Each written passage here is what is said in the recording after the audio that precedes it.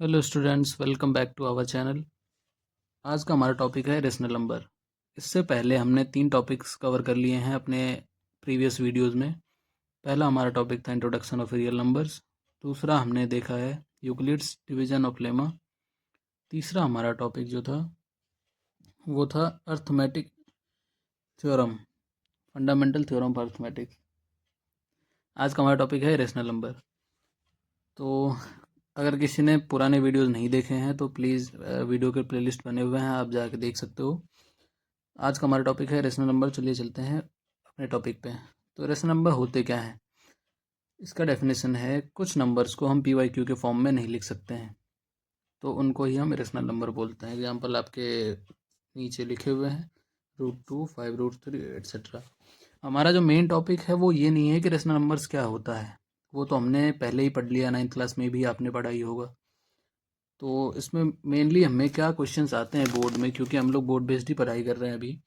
हमारा जो important question आता है वो ये प्रूव करने के लिए आता है कि prove that √2 is an irrational number.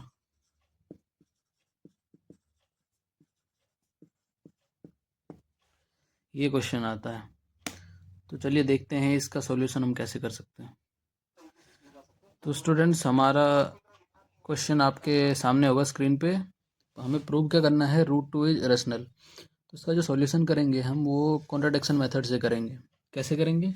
हम एज्यूम कर लेंगे, जैसे जैसे मैं आपको स्टेप्स बता रहा हूँ ऐसे ऐसे ही स्टेप्स आपको अपने एग्जाम में लिखने हैं, और आपको स्टेप वाइज मार्क्स ही मिलेंगे आपके सीबीएसई बोर्ड में। और स्टेट बोर्ड से हो तो फिर तो इतना ज़्यादा परेशानी की बात नहीं है, लेकिन सीबीएसई में आपको स्टेप वाइज मार्किंग ही मिलेगी। सबसे पहले क्या लिखना है, एज्यूम √2 इज रेशनल। पहले हम मान लेते हैं कि ये रेशनल ही है,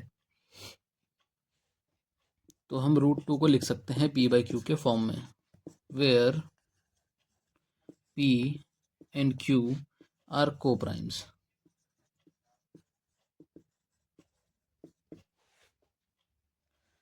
तो भाई ये को प्राइम्स क्या होता है, सबसे पहले हमें ये जानना जरूरी है। को प्राइम्स होता है दो प्राइम नंबर जिसका कोई भी कॉमन फैक्टर नहीं हो एक्स्ट्रा, बस वो 1 से ही डिविजिबल हो। तो चलिए आगे चलते हैं। अब √2 को हमने पी वाई क्यू के फॉर्म में मान लिया है। Now squaring both sides. अब हम दोनों साइड स्क्वायर कर लेंगे इसका। ये हो जाएगा √2 का square is equals to p by q का स्क्वायर। ये हो जाएगा 2, ये हो जाएगा p square by q square. तो स्क्वायर करने के बाद हमारे पास जो रिजल्ट आया है वो आया है 2 equals to p square by q square. इसको हम लिख सकते हैं 2q square equals to p square. तो यहाँ से हम लोग देख सकते हैं जो पी स्क्वायर है वो इवन है। क्यों? क्योंकि ये 2 का मल्टीपल है। ठीक है, ये हमारा हो गया एक कंडीशन। ठीक है, अब हम p को 2 के मान लेंगे। Let p equals to 2k। Okay, अब हम सब्सटीट्यूट करेंगे इसकी value 2q square equals to 4k square. अगर हम पहले इक्वेशन में इसकी वैल्यू को सब्सटीट्यूट करेंगे तो हमारा हो जाएगा 2q स्क्वायर। ये इसको मान लेते हैं पहला, इसको मान लेते हैं दूसरा। तो अगर हम पहले इक्वेशन में इसकी वैल्यू को सब्सटीट्यूट करेंगे तो हमारे पास हो जाएगा 2q square equals to 4k square. इसको हम लिख सकते हैं q square equals to 2k square.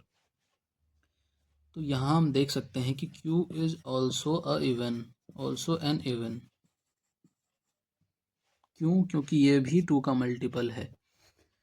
तो इससे हमें ये समझ में आ रहा है कि जो p है और जो q है उन दोनों में एक मल्टीपल कॉमन है, वो है 2। तो ये दोनों कोप्राइम्स हो ही नहीं सकते हैं। तो इसीलिए हमारा जो हमारा एजम्पशन है वो कॉन्ट्राडिक्ट करता है। Since p and q have 2 in common,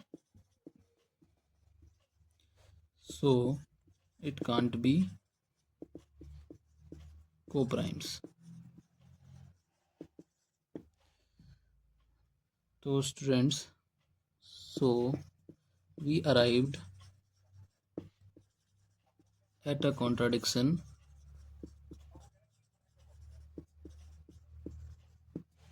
therefore root 2 is an irrational number.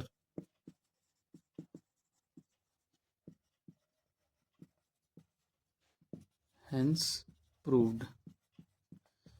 अगर आपने इतने सारे पॉइंट्स लिख दिए अपने बोर्ड एग्ज़ाम में तो फिर आपके एक भी नंबर नहीं कटेंगे।